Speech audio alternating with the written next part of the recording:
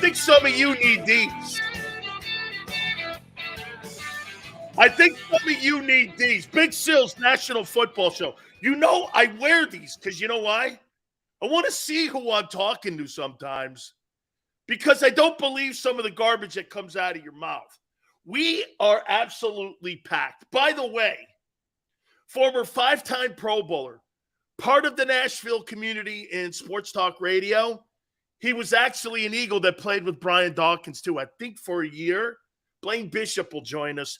That'll be in hour number 3 at 5:30 Eastern time. Yeah, here we go. Look. I'm wearing these glasses because I don't think all of you see clearly. So Big Sills is here to help you. Okay, I'm here to help. I'm a helper. A helper. I'm here to help you so you help me. Dre McGuire, thank you. 6 games to go. How you doing? 6 games to go, baby. MVP race is hot and heavy. Woo! MVP. Thank you, Joseph. I appreciate it. So do you, man. Jalen Hurts in the MVP conversation. Who would have thunk it at the beginning of the year? All kidding aside. It's amazing. It's an amazing climb to being in the conversation for most valuable player. But what does that actually mean? We'll get to CJ being injured here in a minute. But I wanted to throw something at you guys here. You guys constantly fight me on certain names. Lamar Jackson, Josh Allen, all the mobile quarterbacks, and the comparisons to Hurts. I hear the same thing you do here. Andrew, appreciate it. Jalen can't win the MVP because he doesn't have the numbers. He doesn't have the numbers to compete with Mahomes and really even Josh Allen. I get to turnovers, and you're not wrong. I think the problem with the most valuable player conversation, it's subjective to every year on what our fancies are and what our likes and dislikes are and how we see that award. There's no definition for what that means. There's no parameters. Is it winning? Is it winning in numbers? Is it winning in numbers and style? Is it importance to a team? What's the definition? I think all of the above, right? But every year we have a different category for guys. I do believe it's Mahomes' award to lose. But I wanted to do some comparison for you when it came to the 2019 Lamar Jackson season, in which Lamar was the unanimous MVP. Now, obviously, there's still 6 games to go for Jalen here. So he can improve, and he will improve his numbers, barring any injuries here where he misses some time. In 2019, the MVP season for Lamar Jackson, 401 in attempts, 265 in completions, 31-27 passing yards. Very mediocre, right? As a passer. And hey, go with me on the conversation here. That's what they basically say about Jalen. He'll have not eye-opening passing numbers. 36 touchdowns, 6 picks. Spectacular. He actually led the NFL in passing touchdowns this year. 66-1 for completion percentage. QBR of 83. Now, obviously, too, you add in the 1206 rushing and the 7 touchdowns. So he comes out to about 43 TDs. It's pretty impressive. However, when you look, his completions, 265, let's look at Hurts's right now. Jalen's got 318 attempts, 214 in completions. He's going to blow right by Lamar Jackson in completions. He's at 25-60. he's theoretically going to blow by Lamar Jackson in passing yards. He'll end up between 37 and 38, 39, somewhere in there by the end of the year. Beats him there. His touchdowns are obviously massively down in passing. He has 17 to 3 picks. Lamar that year had 36 touchdowns and 6 interceptions. I mean, he's not going to get near that. So we see that. He beats him in TD throws substantially. Completion percentage. He's better than Lamar. 67.3. QBR 105.6. Really, theoretically, the only thing that season in 2019 where Lamar Jackson, passer Lamar Jackson, beats Jalen Hurts is in touchdowns to interception ratio and TD totals. That's it. And for the record, I think he only lost 2 games that year. Jalen has only lost 1 so far. So what's the glaring difference from 19 to 2022? Now, Lamar had 12.06 in rushing and 7 touchdowns. Well, Jalen's got 8 TDs right now. He's at 597. Where are we at right now? Let's take a look at what the number could be on what he could end up the season. And he's played every single game so far. So he's got 597. 597 divided by 11. He's averaging 54 yards, okay? So 55 yards times 6. That's another 330. And you're looking at 6. He's going to end up with around 900 yards rushing. In there, 890, something like that. Substantially lower than what Lamar did that season. But theoretically, if you look at it, the numbers are going to be kind of total yardage together. The same. The TDs, Lamar probably has a few more, but the win totals are going to be the same. What's the difference today than that time? You had Tom Brady in the league. You had Drew Brees still in the league. You had Aaron Rodgers still playing good football. Russell Wilson was in Seattle. Wasn't like you had quarterback play like we're seeing this year down. What's the difference? What's the perception on why Jalen Hurts? This is a Jalen Hurts thing. It's about Hurts. They don't see Hurts in a different way that we see Lamar Jackson. He's doing theoretically the same stuff. And if you look at the 2019 record and numbers, I don't know, we're in the same room, kind of. I think we're going to be in the room. He's going to end up with 39. He'll have around 5,000 total yards almost. Lamar had 43 total yards. Jalen Hurts will probably end up with more total yards than what Lamar did that year.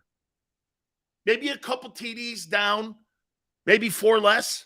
I don't know. Still, he'll probably have the same win total. My ask is here, what's the difference? What's the difference? Why do we see Lamar going, oh my God, he's doing things we've never seen before? Is it because of that? We've never seen anybody. Barrett Brooks said something on the Sports Take show today.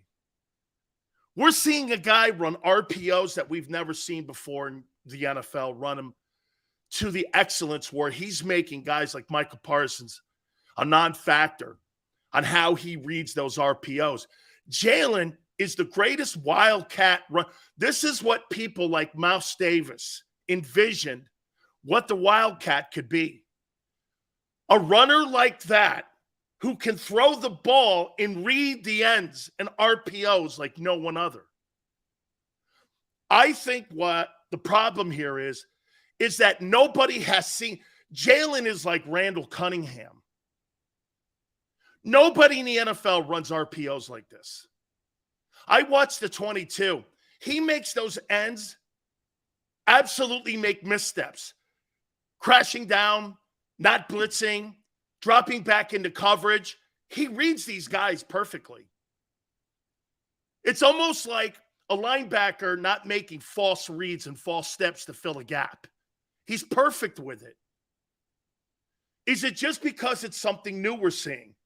Not even Lamar runs the RPO to this perfection. Not even. Lamar does not. He does not run the RPO. Again, what's the difference on what Jalen's doing? Mahomes was in the league in 19, right? So you had all those quarterbacks, and yet we saw Lamar Jackson in a different light than what we're looking at with Jalen. Jalen's not winning the MVP. There's a perception out there that he's not that guy. He's not that guy. However, 5,000 total yards. Hypothetically, let's say this. He runs for another 5 touchdowns, 9, 10, 11, 12. He'll have 14 TD rushes maybe. Throws for another what? Say he has 25 touchdowns. So he could have 40 TDs. Well, Lamar had 43 the year in 2019. What's the difference? Why do we see Hurts differently? Why do we see it differently? Hurts is redefining what it means to be a quarterback in this league. Those 50-yard Hurts runs look like Mahomes. Mahomes doesn't really run. Mahomes, he is more of a guy that moves around in the pocket creating passing lanes. He's not, they don't even want him doing the quarterback sneak anymore. Remember, he got hurt in that Texans or Titans game, and he missed some time. They don't even want him doing that.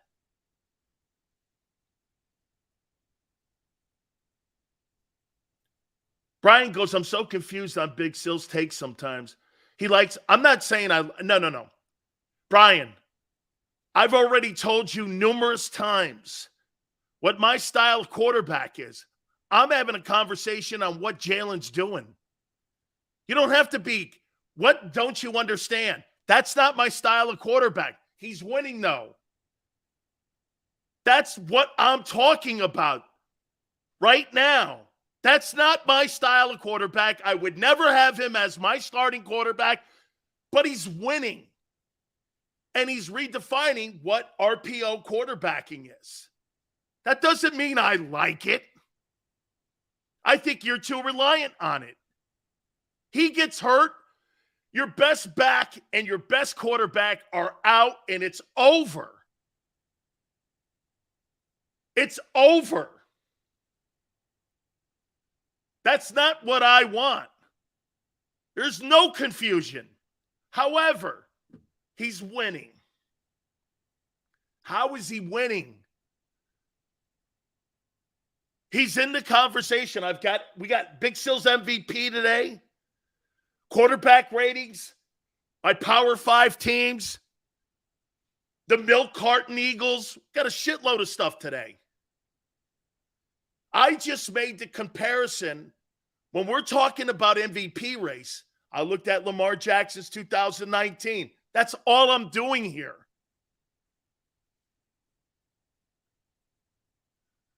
Hurts is a new breed. That new breed has to win. And he hasn't won anything. Lamar Jackson wins. He hasn't won anything either.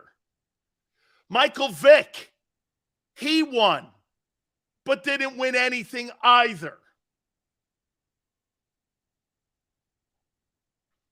Big Sills, what if Hurts is the quarterback of the future? I think that's kind of what I'm trying to allude to right now. Small goes, why Lamar Jackson? Well, because Lamar Jackson does the same fundamental things in that offense that Jalen Hurts does in Philadelphia. Why, Small? Are you trying to make it racial because he's an African-American quarterback? That's a lame take. If you want to use Josh Allen. Josh Allen's got a better arm. Don't make it into that. Race has dick to do with my takes. Dick has nothing to do with my takes.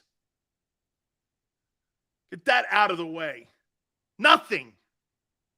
Best man gets the job in my world. Whatever that looks like or whatever that sounds like. Only the people outside of a locker room deal in race. This is the Big Sills locker room where you don't have to worry about that. You never did. People from the outside world just made it seem that way. Some people will add anything into a conversation to pollute it. Yeah, okay, JM, that's right.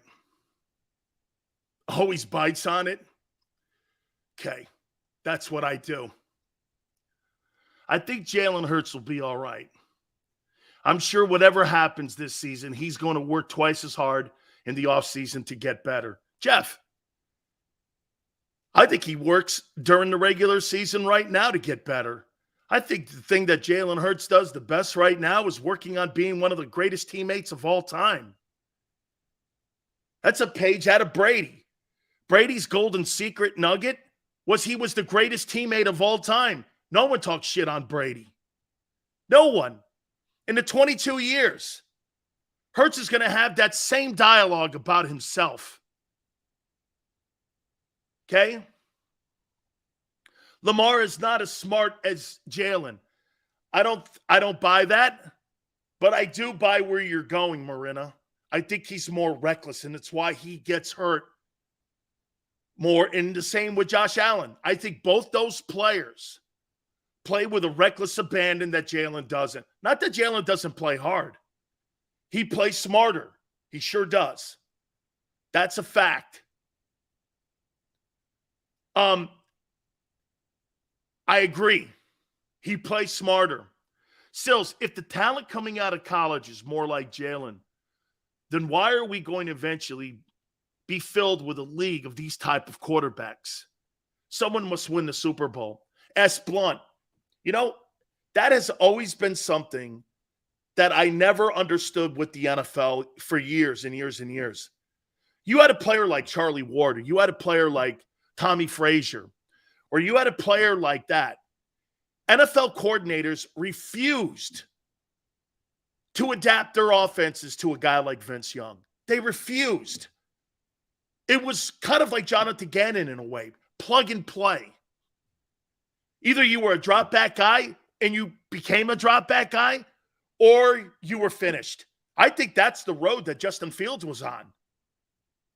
I think Justin Fields was on that road until they started coaching him the same way they coached Jalen in Philly.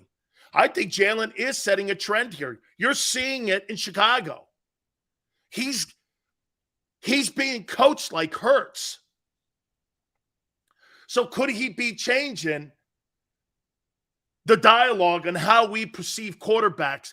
The drop back guy, the guy who wins games from the pocket. We're seeing more of those quarterbacks coming out, more RPO style guys who throw the ball from the sprint out position than more from the pocket. Allen is like Cam in a way.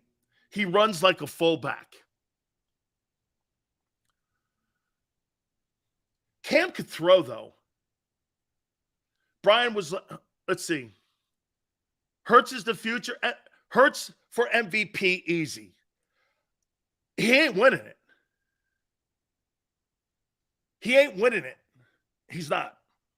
However, he is clearly in the conversation for something grander. You're starting to see a lot more kids getting coached like Jalen. Okay? Okay. The injury to C.J. Gardner-Johnson, is it bigger than Dallas Goedert's?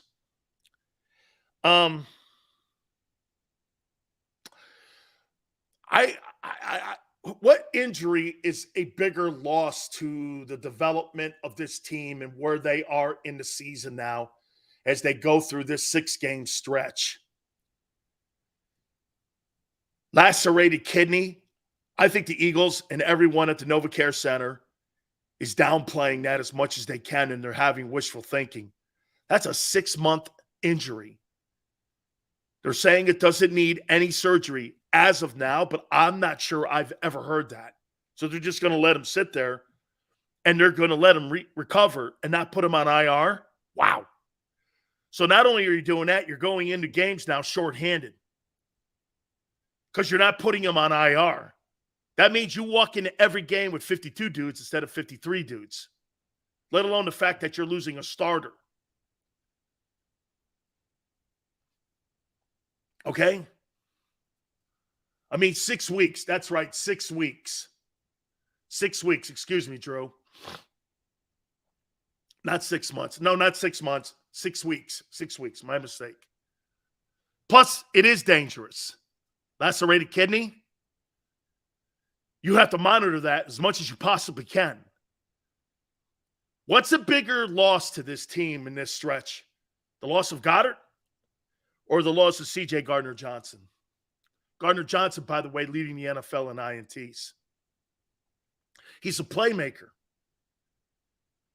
You don't have very many playmakers on your defense. And the ones you do, they're in your secondary. You weaken the best part of your defense. The best part of your defense is not your front four. It's not your edge rushers. And it's not your linebackers. And what else is most significant in this? Jonathan Gannon is a DB coach. He loses one less guy back there to set that so-called defensive scheme that he has, the bend but don't break. I think this is a big loss to him. This is going to be a bigger loss to Jonathan Gannon than Dallas Goedert is a loss to Shane Steichen. He knows he has another playmaker in Jalen Hurts. Jalen Hurts, isn't there any coincidence that the carries have gone up and the passing attempts have come down since Goddard's been injured? They're finding ways of winning. They're finding ways on offense to put up more opportunities for them to be able to compensate for the loss of Dallas Goedert. The loss of CJ now is one less player for Jonathan Gannon. And to me, that's a problem. Stop with the Malcolm Jenkins stuff. Not happening. Not happening. I'd rather have a guy who was recently released or a guy that's still walking the street who was cut, put back on the team. You need guys that can go in there and play that position. And I don't know at this time of the year that you're going to find a guy walking the street. You're not going to get lucky 3 times and put a guy back there in the secondary. I think Davis can come back, Jesse. I think Wednesday's the day. I think, if I'm not mistaken. This injury here, in my opinion, is a big one. Now, the only compensation that you have here with the loss of C.J. Gardner, who's the biggest quarterback that you're going to play the rest of the way out? By the way, I don't think he's going to be ready until the playoffs. I think he's finished for the rest of the regular season. I don't see him back at all. And you give me a bye, then I get an opportunity in the divisional round to get him back out there on the field. My opinion, I think that's when you're going to see him next. The next time you see C.J. Gardner-Johnson will be in the divisional playoff game. I don't believe you'll see him by the end of the year.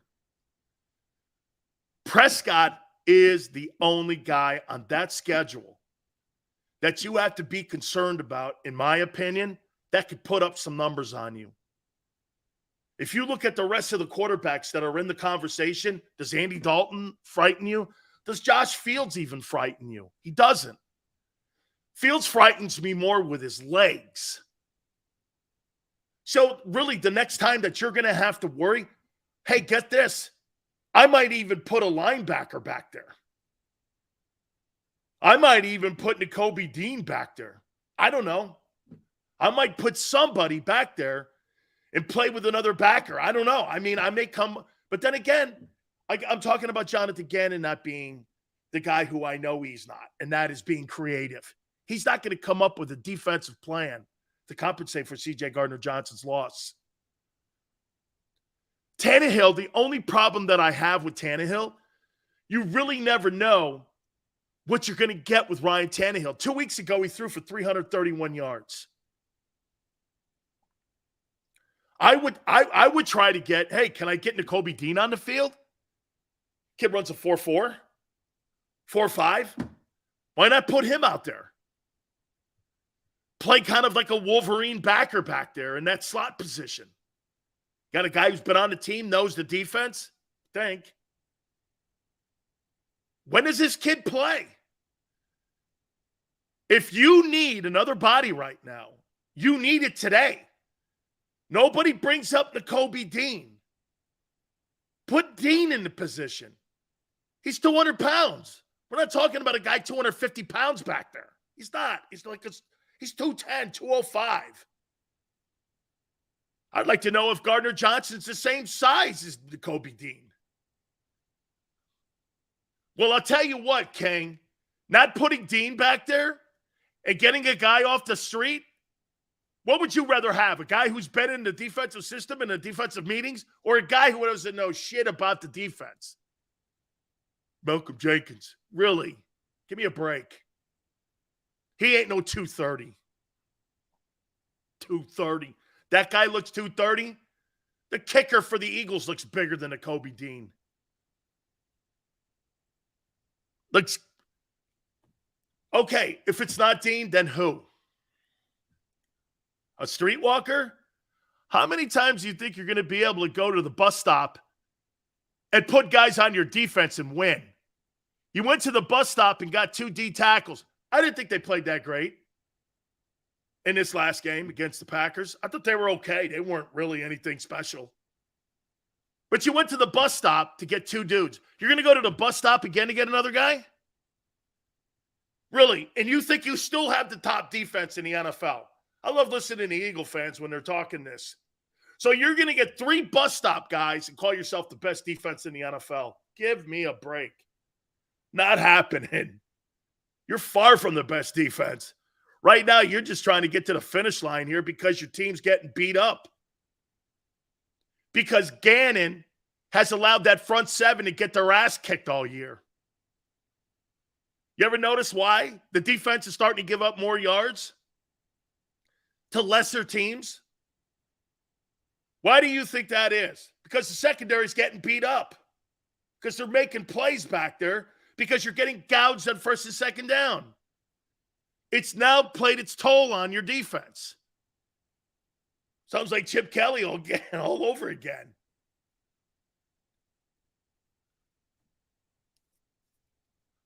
Got to do something. I think this is a big loss here.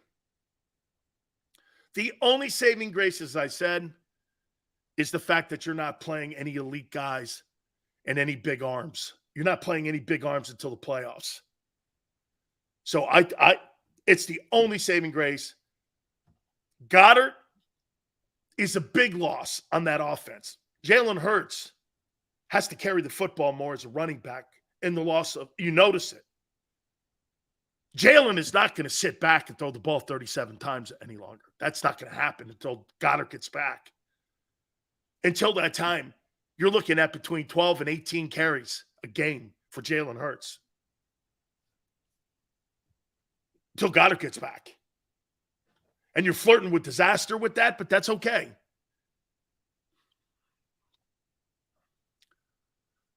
Seals, who on the street now for tight end and safety? I don't know.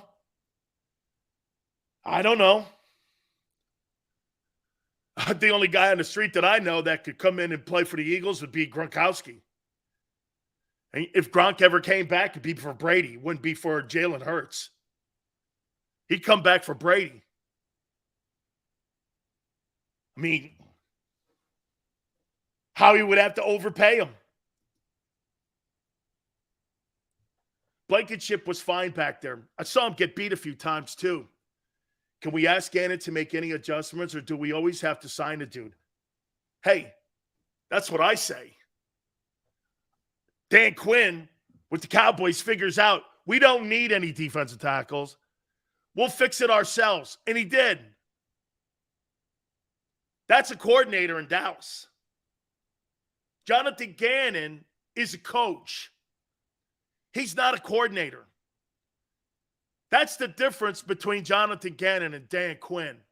Dan Quinn is a specialist at being a D coordinator. Jonathan Gannon is coach of a unit. And when you coach a unit, you're not strong in any part of that unit except for coaching players and trying to put them in the right place. You ever notice how some guys are spectacular play callers? They get the head coaching job, they fall to pieces. Why? Look at Josh McDaniel. Josh McDaniel is a brilliant play caller. John Gruden is a good play caller. Spreads you out immediately, but John's not the best organizational guy. That's why he always has a GM like Bruce Allen around him. He's not an organizational dude. He's a play-calling head coach. Same thing in Los Angeles with the Rams.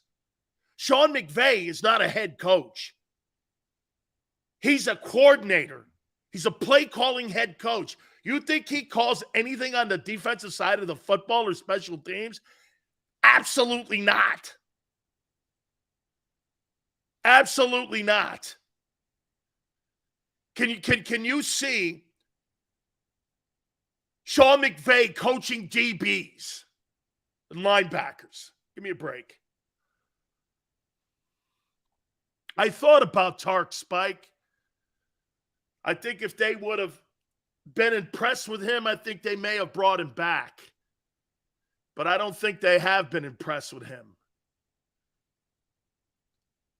King goes like this, Cowgirls still have nothing there. Okay, well, guess what? Your defense is in tatters now. You're suspect against the run. Your edge rushers occasionally get home, and your secondary's getting depleted. That's not a top unit. And then you put in the fact that your coordinator, who's not a top coordinator, I don't know what these... You know, it's funny. If the perception about Jalen Hurts is that he's not Josh Allen or he's not Patrick Mahomes, how in the world has Jonathan Gannon become Buddy Ryan all of a sudden? How's Jonathan Gannon turned into Bud Carson? Who gave him that tag? I would really like to have a conversation. What do you see? Complex what? This guy had Jordan Love last week on the ropes. A guy who had thrown 9 passes all year. What's the one thing you would do? Blitz. No way. What does he do? He throws a touchdown pass. You're sitting there going like this. The one thing that this kid can't do is handle pressure, and you don't bring it, and he throws a TD pass on you. That is all I need to know about Jonathan Gannon. 9 passes all year. 9. He's thrown like 60 in his career. In 3 years in Green Bay, and you don't bring pressure. And you made the game closer than it needed to be. Dumb. Just stupid. Blitz that guy. Move him around. Game's so fast for him now. Jonathan Gannon slowed the game down for Jordan Love. Think about that. He systematically slowed the game down for him by not bringing pressure. A coordinator.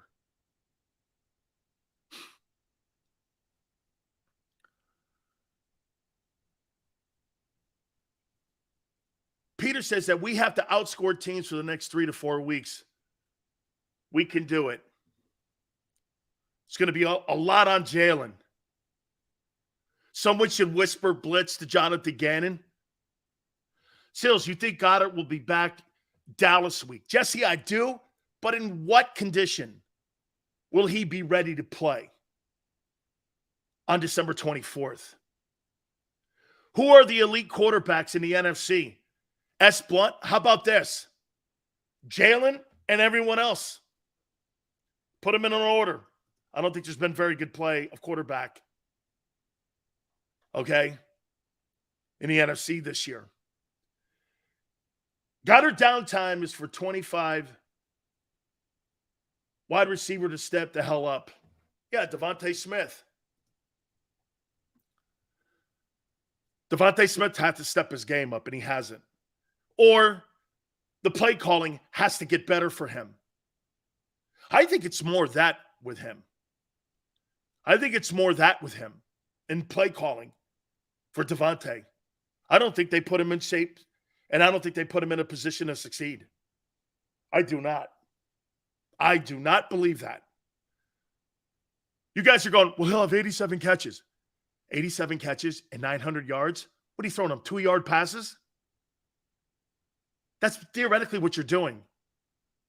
You're throwing 5-yard passes to him. Non-factor passes. 87 catches. He's on pace for 900 yards. That's like 45 yards a game, 40 yards a game. It's terrible. You're not using Devontae Smith. Shit, you know what you're probably using him as?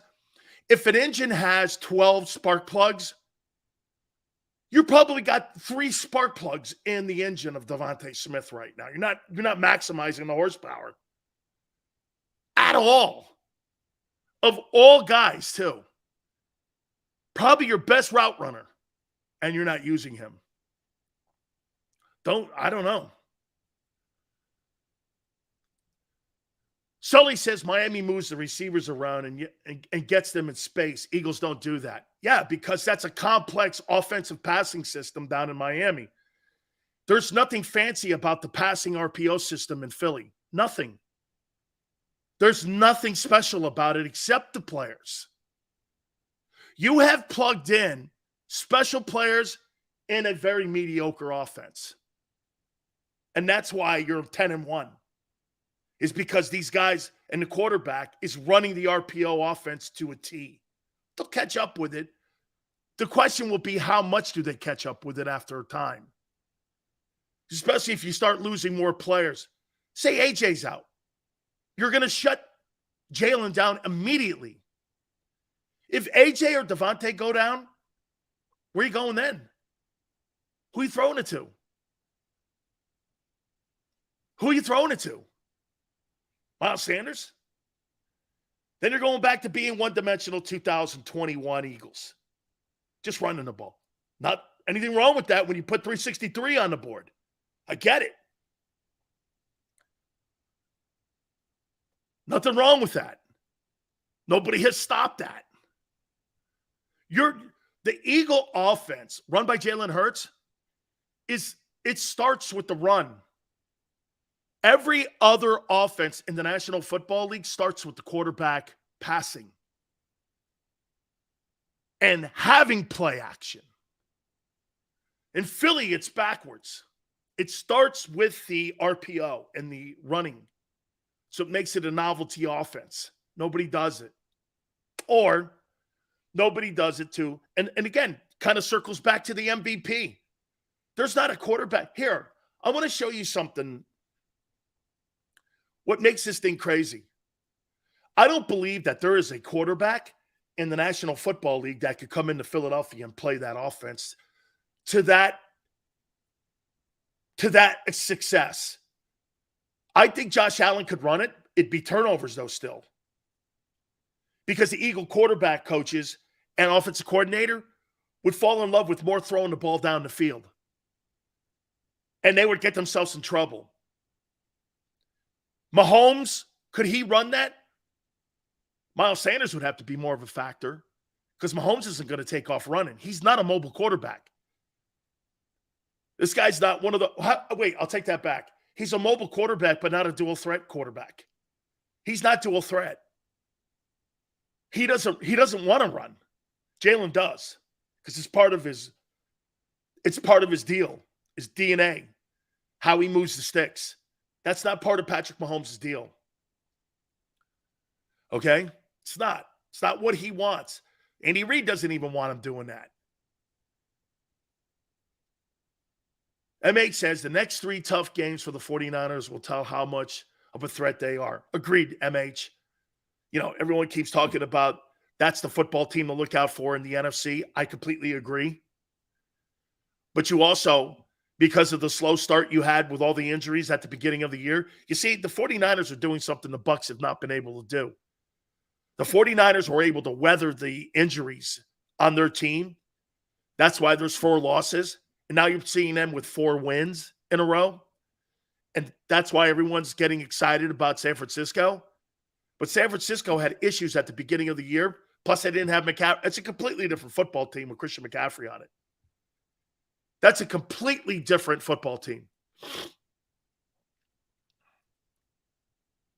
Hurts can play on any NFL team. Absolutely not. You take that old line away from him, he's Justin Fields. Absolutely not. You can't even find Devontae Smith on your own freaking team, dude. You think you're going to find T. Higgins and Jamar Chase in Cincinnati? Or Joe Mixon?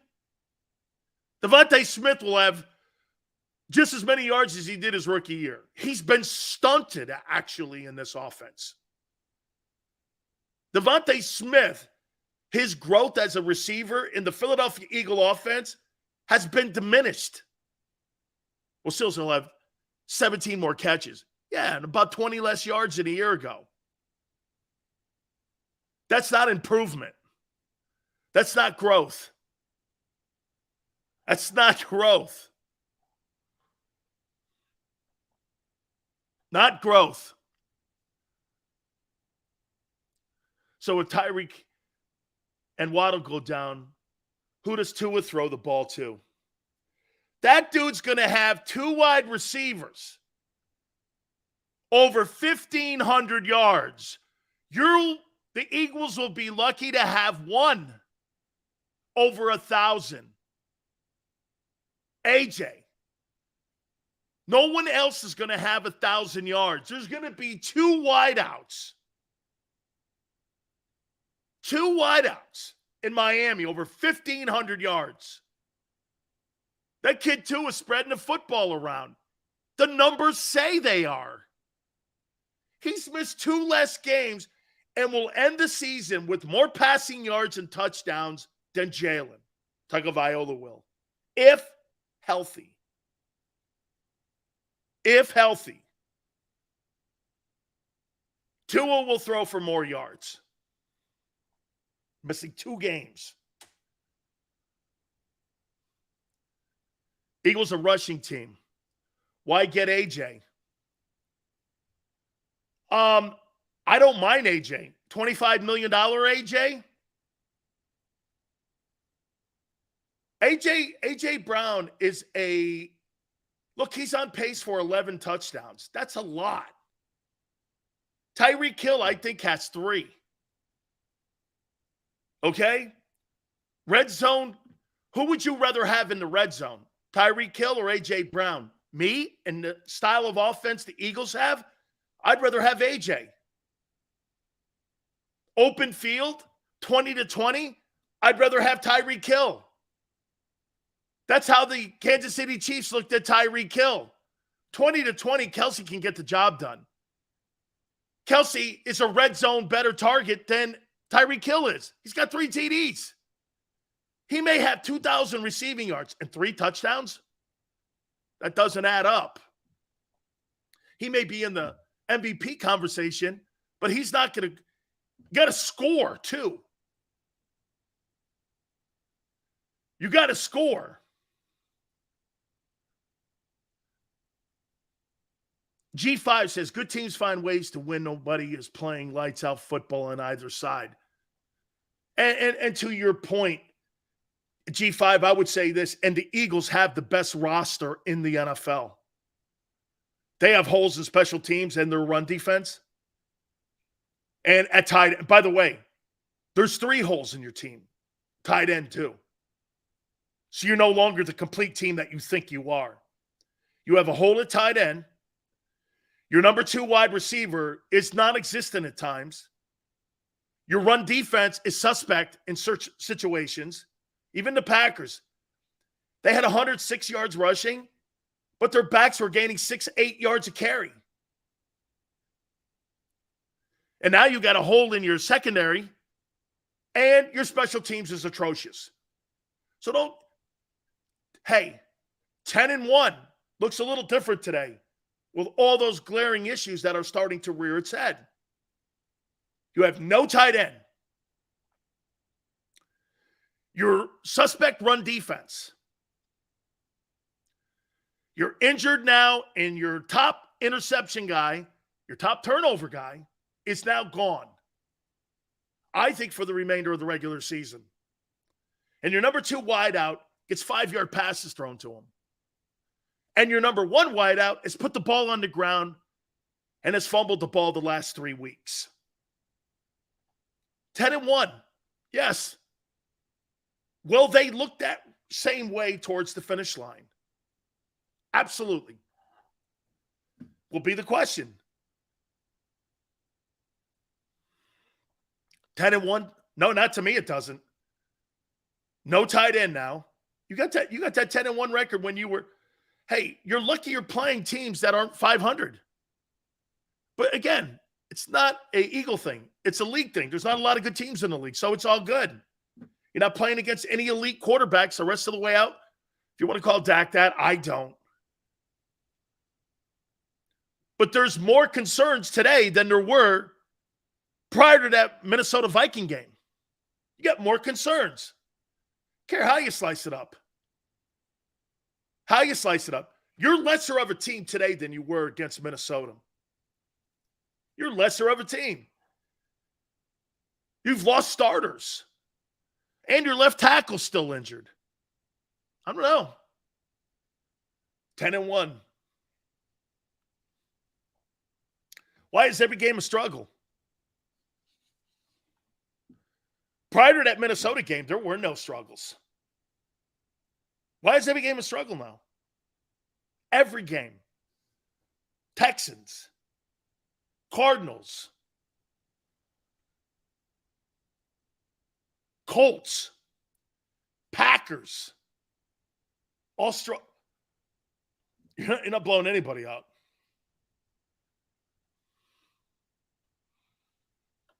Not blowing anyone out. This is going to be an interesting finish. I want to address the elephant in the room here now. Questionable play calling?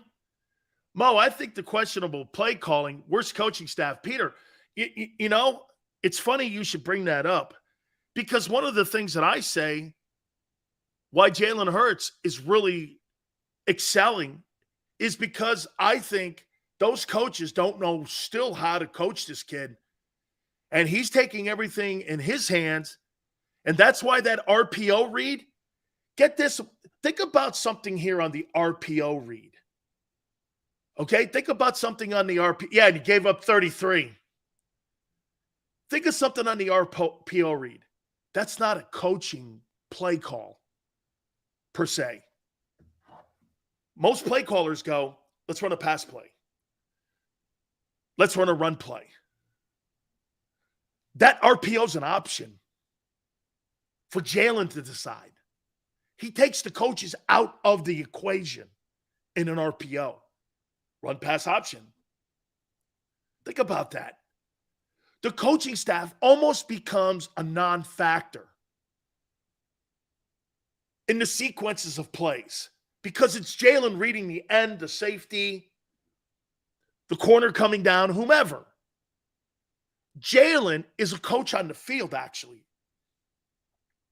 Do I give it? Do I pass it? Do I counter it? It's pretty impressive. The entire play calling for the entire game is in Jalen's hands, theoretically. Okay? It's pretty impressive. He takes Nick Sirianni and Shane Steichen out of the conversation almost.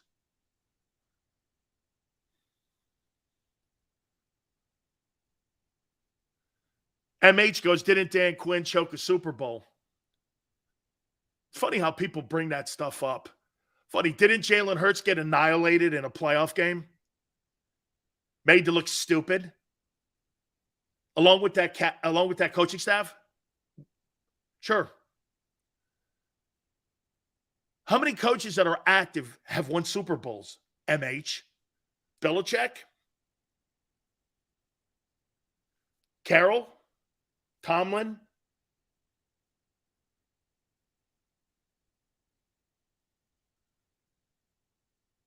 Belichick? Tomlin? Carroll? McVay? I got 4. 4 head coaches. 4. Andy Reid, 5. 5 out of 32. Doug, 6 out of 32. 6. 6. How many quarterbacks that are active today have won Super Bowls? Not Joe Flacco either. Brady, Russell, Stafford.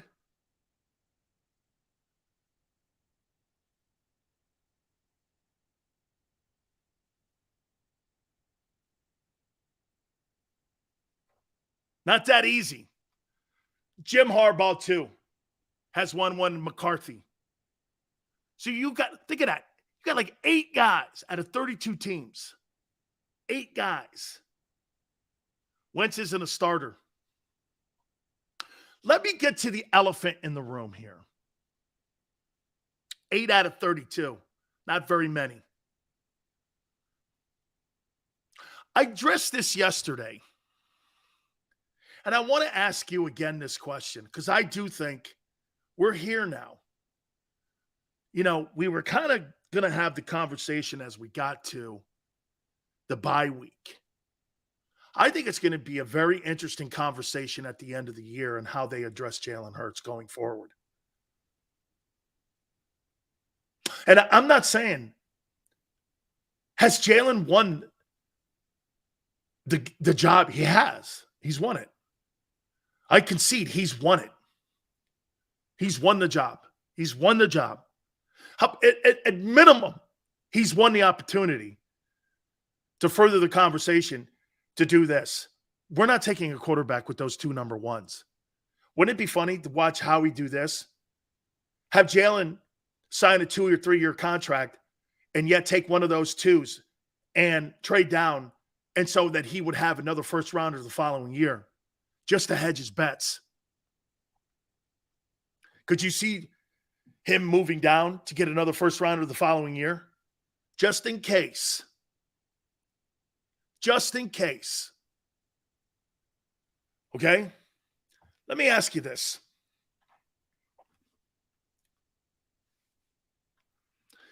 It is going to be a very tricky conversation to have financially with Jalen Hurts. You can't pay him top dollar. They don't win. They don't win. When you maximize that position to the most, you don't get return on investment. You guys keep telling me about paying a guy, okay? $42 million a year will be a bargain in 2 years. Cap will increase, will be good. $42 million? Name me one deal, and I said this yesterday, and I want to reemphasize it. Name me one of those deals that have returned investment paying max dollar, except for Patrick Mahomes. This is why Baltimore has not signed Lamar. You could bring Joe Flacco in there and win just as many ball games at $25 million. Organizations are not going to pay $40 million, have a cap issue, not being able to build teams when you're seeing the trend. Nobody on the planet. Okay, T. Washington says pay the man. Name me one deal that you paid over for. Hell, how about 30? Over 35 that has returned investment for teams and ownership. See, Jared Goff, Carson Wentz, Kyler Murray.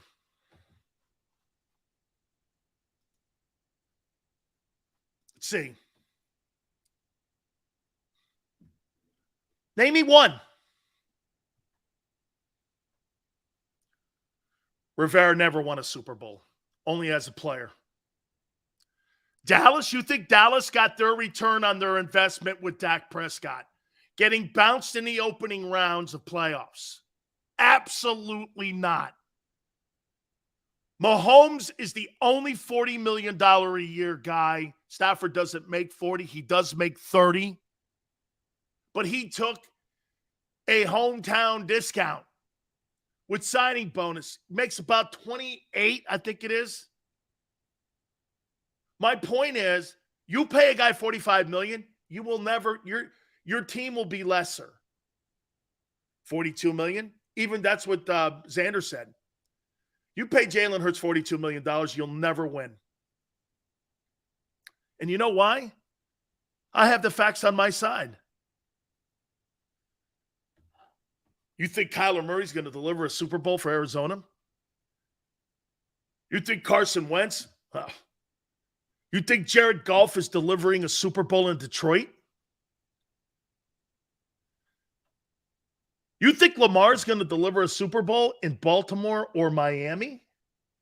How about Deshaun Watson?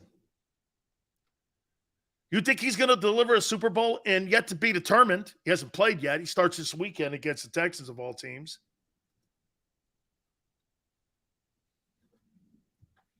Big signing bonus, spread the cap out across many years is exactly what Brady did in Tampa. Yeah, Brady was able to do that in Tampa and get the big signing bonus because he had 6 pieces of jewelry that he could negotiate with. What's Jalen negotiating with? Kirk Cousins? I mean, you make it sound like Jalen Hurts has a great negotiating piece. The only piece he has is 10-1. That's not a $46 million buy, my friends. Playoff football is where you make that. Hey, that's why I say Arizona, the Cowboys, Cleveland, Baltimore, all these teams that are going to put – hey, I feel good paying Joe Burrow $40 million. You know why? Joe's already gotten there. I feel pretty good about that. Why do you think a guy like Jimmy Garoppolo is going to be worth big money on the open market? And I mean big money for him, 30. You're going to get a guy who's 44-19 going into your place, and he's going to win there too. You can't keep dispelling that. Bro, Kyler Murray sucks is what Sanders says. He got paid $46 million. It's my point. Okay? His leverage is a guy that sucks. I don't want to pay it. I don't want to pay it. There's not one contract that has returned the investment. Garoppolo's returned more of an investment. Shit, look at what's happened to Green Bay this year. They gave Aaron Rodgers $50 million. They're 4-8. Name me one place. Mahomes is the only big-time contract that has returned investment. The rest of these things kill teams. Joe Flacco signed that contract years ago after winning the Super Bowl. It destroyed the team. Anquan Bolden, Ed Reed, Bryant McKinney, all them dudes got knocked off that football team. Watson worth the money? I don't know, Joseph. We'll find out. He gets a start this weekend.